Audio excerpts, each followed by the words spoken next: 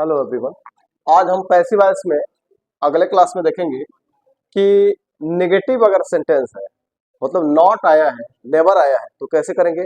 अगर इंटरोगेटिव है तो कैसे करेंगे। तो देखिए यहाँ पे देखिए लिखा है सी डज नॉट टीच अस, तो इसको चेंज करना है, कैसे करेंगे। सबसे पहले हम क्या लिखेंगे, सब्जेक्ट। सब्जेक्ट कहाँ से आएगा, एक्टिव वॉइस के ऑब्जेक्ट को सब्जेक्ट बनाएंगे। तो देखिए यहाँ पे क्या है, ये सब्जेक्ट है आपका, ये आपका हेल्पिंग वर्ब है, आपका हेल्पिंग वर्ब, ये वर्ब है, और ये आपका ऑब्जेक्ट है। तो ऑब्जेक्ट को सब्जेक्ट बनाएंगे, एक ही ऑब्जेक्ट है, ऑब्जेक्ट को सब्जेक्ट बनाएंगे। तो ऑब्जेक्ट को सब्जेक्ट बनाएंगे तो अस का हो जाएगा वी, अस का हो जाएगा वी। तो यहाँ इसको सब्जेक्ट बनाने को हो जाएगा वी। अब हमको लिखना है हेल्पिंग वर्ब। हेल्पिंग वर्ब, तो हेल्पिंग वर्ब क्या होगा, देखिए अगर आपके सेंटेंस में, अगर एक्टिव वॉइस के सेंटेंस में सब्जेक्ट प्लस वर्ब का फर्स्ट फॉर्म मतलब प्रेजेंट इनफिनिट, प्रेजेंट इनफिनिट का मतलब सब्जेक्ट प्लस वर्ब का फर्स्ट फॉर्म हो, बिना सहायक क्रिया के, बिना सहायक क्रिया के सब्जेक्ट प्लस वर्ब का फर्स्ट फॉर्म हो, या डू नॉट या डज नॉट या डू डज हो, तो आपको पैसिव वॉइस में लिखना है इज आर एन। जैसा कि पिछले क्लास में मैंने बताया था कि क्या है एक्टिव वॉइस में, तो पैसिव वॉइस में क्या होगा। तो आपने उसमें देखा होगा कि अगर बिना सहायक क्रिया के सब्जेक्ट प्लस वर्ब का फर्स्ट फॉर्म है, और चाहे डू डज है सहायक क्रिया, तो आपको पैसिव वॉइस में लिख देना है इज आर एन। तो वी के साथ हम क्या लिखेंगे, आर, आई के साथ एम, ही सी इट और एक वचन है तो इज, वी दे यू बहुवचन है तो आर। अब यहाँ हेल्पिंग वर्ब के साथ नॉट है, एक्टिव वॉइस में अगर नॉट है हेल्पिंग वर्ब के साथ, तो पैसिव वॉइस में भी नॉट को उतार लेंगे, लिख लेंगे। यानी कि यहाँ डज के बाद से नॉट है, तो यहाँ आर के बाद से नॉट होगा।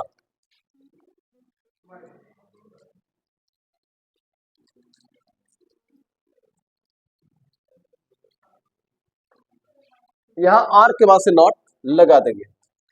उसके बाद से ये आपका सब्जेक्ट हुआ, हेल्पिंग वर्ब हुआ, यहाँ नॉट है हेल्पिंग वर्ब के बाद, तो यहाँ भी हेल्पिंग वर्ब के बाद से नॉट लगा देंगे। उसके बाद से टीच, वर्ब का थर्ड फॉर्म लिखना। देखिए सब्जेक्ट लिखा, हेल्पिंग वर्ब लिखा, वर्ब का थर्ड फॉर्म, तो टीच है, टीच का सेकंड और थर्ड फॉर्म होता है टॉट, तो यहाँ लिखेंगे टॉट, टॉट। उसके बाद से ऑब्जेक्ट, कौन सा ऑब्जेक्ट, ये वो अगर एक्टिव वॉइस में दो ऑब्जेक्ट है, अगर एक्टिव वॉइस में दो ऑब्जेक्ट है, तो जिसको सब्जेक्ट आपने नहीं बनाया पैसिव वॉइस में, जिस ऑब्जेक्ट को आपने पैसिव वॉइस में सब्जेक्ट नहीं बनाया, उसको यहाँ पे लिखेंगे बिना परिवर्तन। लेकिन एक ही ऑब्जेक्ट था, उसको सब्जेक्ट बना दिया, दूसरा ऑब्जेक्ट हमारे पास नहीं है, आगे बढ़ जाएंगे। तो ये नहीं है, आगे बढ़ेंगे, बाय।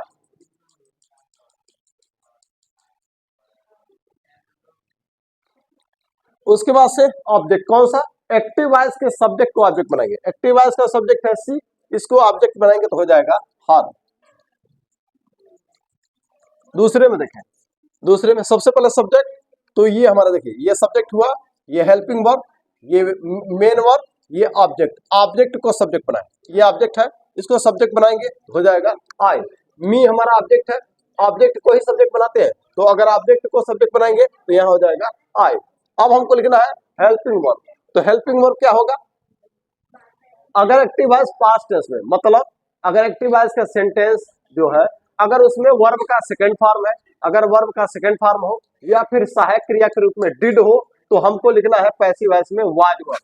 तो वाज वर्ब लिखेंगे, तो आई के साथ क्या लिखना चाहिए, was, I he see it और एक वचन है तो वाज, यहाँ लिखेंगे वाज। यहाँ डिड के बाद से नॉट है, तो यहाँ भी वाज के बाद से नॉट लगा देंगे। अगर एक्टिव वॉइस में नॉट है, तो पैसिव वॉइस में भी नॉट को लिखना है, तो यहाँ एक्टिव डिड के बाद से नॉट है, हेल्पिंग वर्ब के बाद, तो यहाँ भी हेल्पिंग वर्ब के बाद से नॉट लगा देंगे। आगे वर्ब का थर्ड फॉर्म, तो ये टीज का थर्ड फॉर्म क्या होगा, टीज्ड। आगे दूसरा ऑब्जेक्ट, अगर एक्टिव वॉइस में दो ऑब्जेक्ट होता, अगर यहाँ पे दो ऑब्जेक्ट होता, तो जिसको सब्जेक्ट नहीं बनाया, जिसको सब्जेक्ट नहीं बनाया उसको यहाँ पे लिखते, लेकिन दूसरा ऑब्जेक्ट नहीं, एक ही ऑब्जेक्ट था, उसको हमने सब्जेक्ट बना दिया, दूसरा ऑब्जेक्ट हमारे पास नहीं है, तो अब यहाँ ये नहीं है, आगे बढ़ेंगे बाय, यहाँ लिखेंगे बाय। उसके बाद से ऑब्जेक्ट, ये कौन सा ऑब्जेक्ट है, एक्टिव वॉइस के सब्जेक्ट को ऑब्जेक्ट बना करके लिखना है बाय के बाद, तो यहाँ पे लिखेंगे इसको ऑब्जेक्ट बनाएंगे, तो यहाँ लिखना चाहिए देम। लेकिन एक बात ध्यान रहे कि बाय देम लिखते नहीं, by people, by them, by one नहीं लिखते हैं, by one, by someone, by somebody, by anyone, by anybody, by no one, nobody, note, इनको नहीं लिखते हैं। तो यहाँ पे बाय देम लिखने की जरूरत नहीं है, हम इसको हटा दें। हमने केवल आपको समझाने के लिए लिखा था, यहां पे बाय देम नहीं लिखा जाएगा। सेंटेंस हमारा कंप्लीट है। इसको देखें, ऑब्जेक्ट को सब्जेक्ट बनाए सबसे पहले, तो ये हमारा ऑब्जेक्ट है, ऑब्जेक्ट को सब्जेक्ट बनाए, तो इसको सब्जेक्ट बनाएंगे, तो यहां हो जाएगा दिस क्वेश्चन।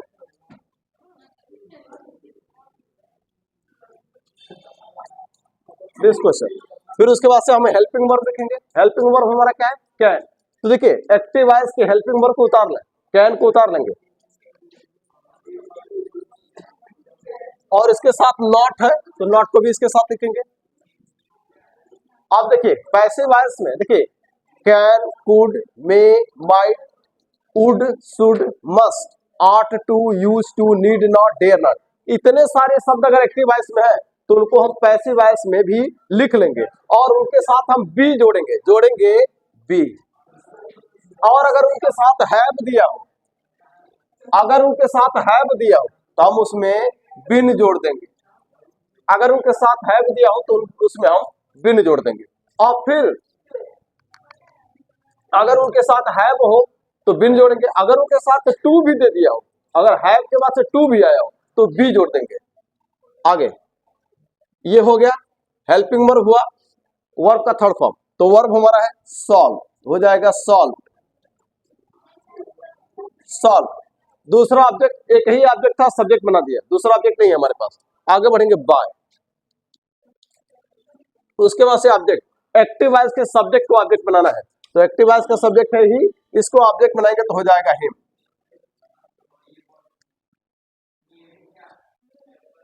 हिम। अब आगे लिखेंगे, इसको देखेंगे, तो हम सबसे पहले ऑब्जेक्ट को सब्जेक्ट बनाए, ऑब्जेक्ट को सब्जेक्ट, ये हमारा ऑब्जेक्ट है, सब्जेक्ट बनाए हिम को, तो ये हो जाएगा ही। उसके बाद से हेल्पिंग हो, यहाँ पे शुड है, शुड को लिख लेंगे। हमने अभी कहा कि can, could, may, might, would, should, must, ought to, use to, need not, dare not, इतने सारे शब्द अगर एक्टिव वॉइस में है तो पैसिव वॉइस में भी उनको लिख लेते हैं, तो लिख लेंगे। शुड के साथ नॉट है, नॉट भी लिखेंगे, उसके साथ हैव है, हैव भी लिखेंगे।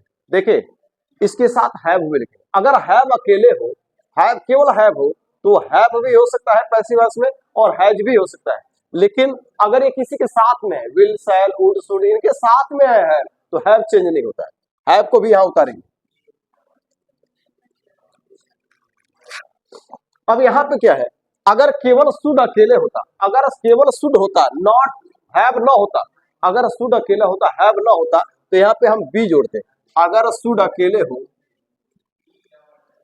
शुड अगर अकेले हो तो हम यहाँ पे बी जोड़ेंगे, अगर केवल शुड हो तो हम बी जोड़ेंगे, लेकिन शुड के साथ यहाँ हैव भी है तो यहाँ बिन जोड़ देंगे।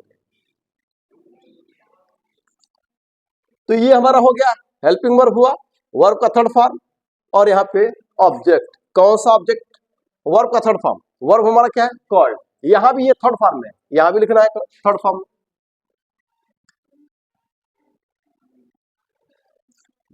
दूसरा ऑब्जेक्ट तो दिया ही नहीं, दो ऑब्जेक्ट नहीं है, एक ऑब्जेक्ट था उसको हमने सब्जेक्ट बनाया, दूसरा ऑब्जेक्ट नहीं बचा हमारे पास। आगे बढ़ेंगे बाय, और फिर ऑब्जेक्ट कौन, एक्टिव वॉइस के सब्जेक्ट को ऑब्जेक्ट बनाए, एक्टिव वॉइस का सब्जेक्ट है आई, इसको ऑब्जेक्ट बनाएंगे तो हो जाएगा मी। ये सेंटेंस हमारा कंप्लीट। इसको देखें, ऑब्जेक्ट को सब्जेक्ट बनाए, सब्जेक्ट है हेल्पिंग वर्ब, वर्ब में, और ये मेन वर्ब, और ये ऑब्जेक्ट, ऑब्जेक्ट को सब्जेक्ट बनाए, हर को सब्जेक्ट बनाएंगे हो जाएगा सी, वॉज।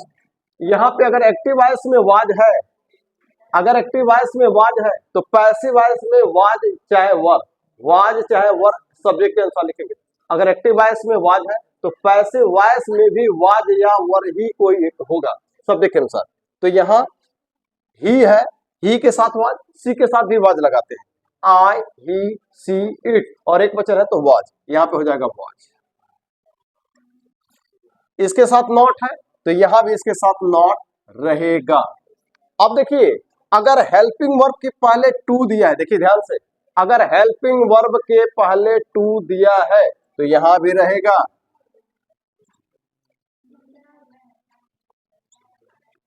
ये ध्यान रहे। देखिए यहाँ पे वाज है तो वाज वर्ब में से कोई एक उतारा, नॉट है तो नॉट भी लिखेंगे। अगर इनके साथ टू भी है, मतलब हेल्पिंग वर्ब और मेन वर्ब के बीच में जितने शब्द है सबको लिखना पड़ेगा। तो यहाँ पे इस हेल्पिंग वर्ब के पहले टू है, इसको भी लिख लेंगे। दूसरी चीज, अगर हेल्पिंग वर्ब के नहीं, हेल्पिंग वर्ब नहीं, मेन वर्ब, तो मेन वर्ब के पहले अगर टू है, अगर इस मेन वर्ब के पहले टू है तो आपको यहाँ पे बी जोड़ना है। अगर मेन वर्ब के पहले टू है तो आपको यहाँ पे बी जोड़ना है, यानी कि was not टू, और हेल्पिंग मेन वर्ब के पहले टू है, मेन वर्ब के पहले टू है तो यहाँ पे बी जोड़ना है। वर्ब का थर्ड फॉर्म ये हो गया। ऑब्जेक्ट दूसरा, एक ही ऑब्जेक्ट था उसको सब्जेक्ट बना दिया, दूसरा ऑब्जेक्ट होता तो लिखते नहीं है। आगे बढ़ेंगे, बाय ऑब्जेक्ट, एक्टिव वॉइस के ऑब्जेक्ट को सब्जेक्ट बनाए, एक्टिव वॉइस का ऑब्जेक्ट सब्जेक्ट है ही, इसी को सब्जेक्ट ऑब्जेक्ट बनाए तो हो जाएगा ही। यहाँ पे आप जरा इसको देखते हैं, अगर हमारा एक्टिव वॉइस अगर हेल्पिंग वर्ब से शुरू है तो पैसिव वॉइस भी हेल्पिंग वर्ब से ही शुरू होगा। अगर एक्टिव वॉइस हेल्पिंग वर्ब से शुरू हुआ तो पैसिव वॉइस भी हेल्पिंग वर्ब से शुरू होगा। तो ये डज से शुरू हुआ, तो डज है तो क्या क्या लगाते हैं, पहले ये तय कर ले कि पैसिव वॉइस में हेल्पिंग वर्ब होगा क्या। तो हेल्पिंग वर्ब तो होगा सब्जेक्ट के अनुसार, लेकिन फिर भी क्या होगा, देखिए अगर प्रेजेंट इनडेफिनिट है, अगर एक्टिव वॉइस प्रेजेंट इनडेफिनिट है तो पैसिव वॉइस में ई जा रहे हो जाता है। उसको और भी सरल भाषा में समझिए कि बिना सहायक क्रिया के सब्जेक्ट प्लस वर्ब का फर्स्ट फॉर्म हो या सहायक क्रिया डू डज हो तो पैसिव वॉइस में ई जा रहे होता है, एच आर एम।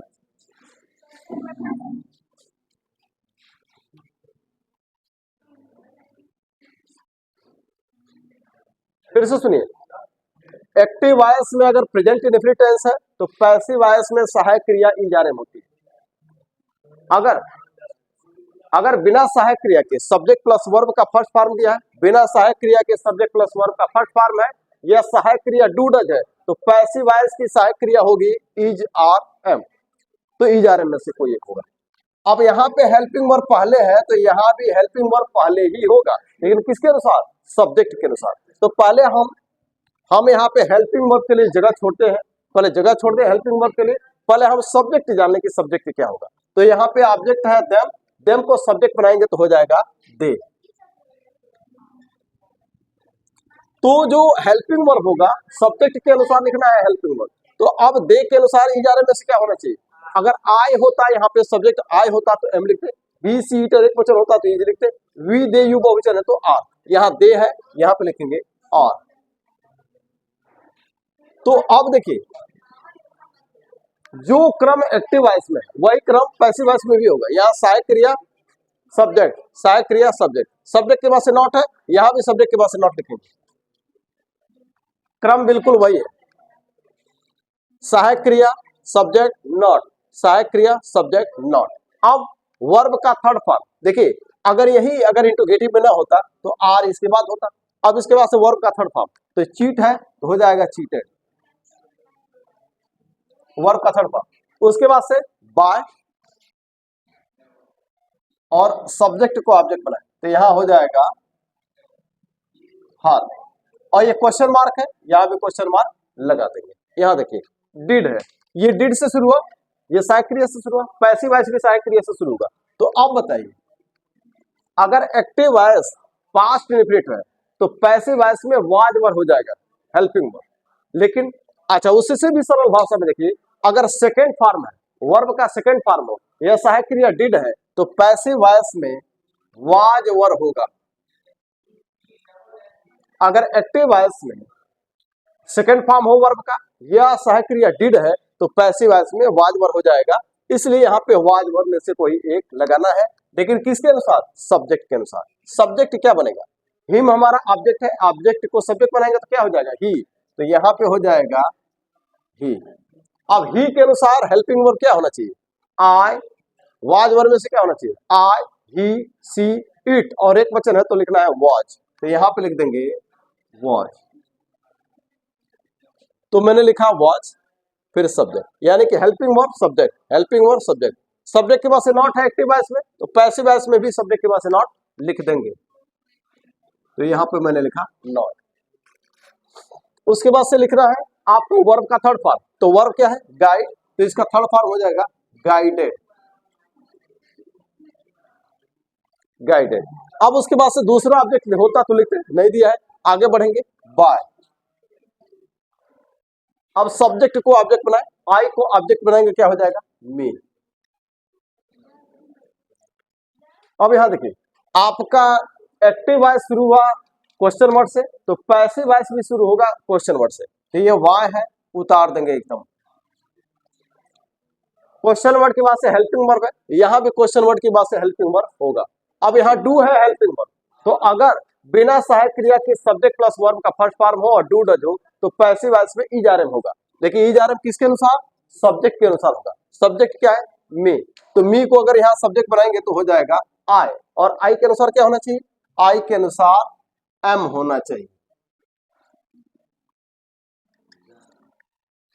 फिर से सुनिए, अगर एक्टिव वॉइस में बिना सहायक क्रिया के सब्जेक्ट प्लस वर्ब का फर्स्ट फॉर्म हो या सहायक क्रिया डू डज हो तो वहां पे पैसिव वॉइस में हम इज आर एम लगाते हैं। तो यहाँ इज आर एम में से आई है सब्जेक्ट, तो इसके साथ हम आई एम लगा दिए।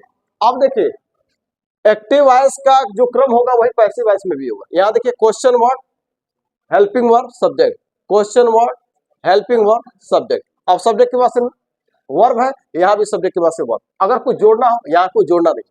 अब आगे लिखेंगे वर्ब का थर्ड फॉर्म। वर्ब हमारा क्या है? डिस्टर्ब, तो थर्ड फॉर्म हो जाएगा डिस्टर्ब। अब उसके बाद से दूसरा ऑब्जेक्ट होता तो लिखते, एक ही ऑब्जेक्ट था, सब्जेक्ट बनाया, आगे बढ़ेंगे बाय। अब हमको क्या लिखना है? सब्जेक्ट को ऑब्जेक्ट बना के लिखना है, तो देम लिखेंगे। लेकिन ये मैंने केवल समझाने के लिए लिखा, केवल समझाने के लिए। हमने इसके पहले भी चर्चा किया है कि by them, by people, by one, by someone, by somebody, by anyone, by anybody, by no one, nobody, none नहीं लिखते हैं, इसलिए बाय देम को यहां से हटा देंगे।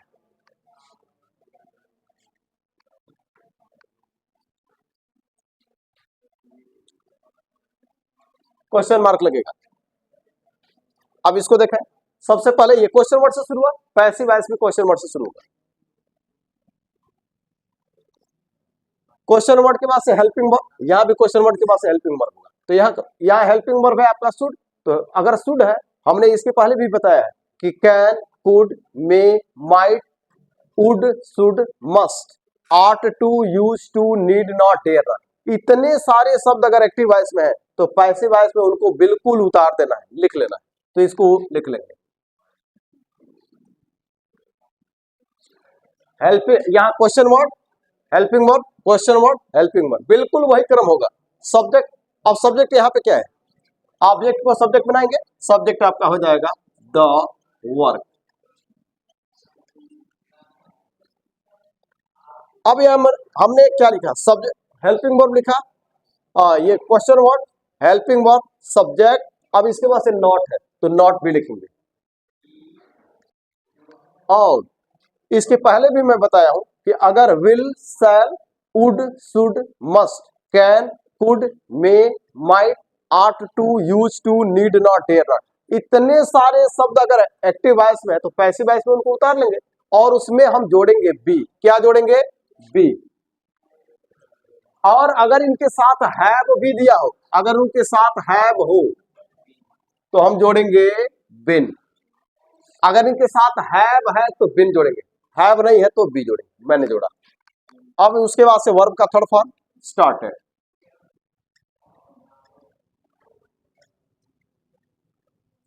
आगे बढ़ेंगे, दूसरा ऑब्जेक्ट होता तो लिखते, नहीं है, दिया है, आगे बढ़ेंगे, लिखेंगे बाय, और वी को इधर लाएंगे, हो जाएगा अस। क्वेश्चन मार्क है, क्वेश्चन मार्क लगा देंगे। तो ये आपका पैसिव वॉइस। तो इस तरह से हमने यहाँ पे एक्टिव वॉइस पैसिव वॉइस को देखेगा, हम लोगों ने देखा। अब इसके बाद से भी कुछ छोटी छोटी चीजें हैं इसमें, उसको भी देखेंगे। तो आज के लिए इतना ही, धन्यवाद।